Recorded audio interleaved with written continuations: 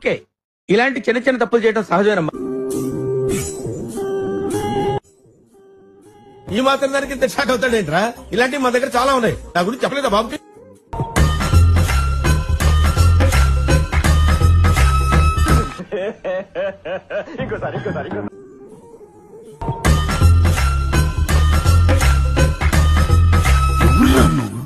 ఇంత టాలెంటెడ్ ఉన్నా సుప్పిని సుద్ద పోసని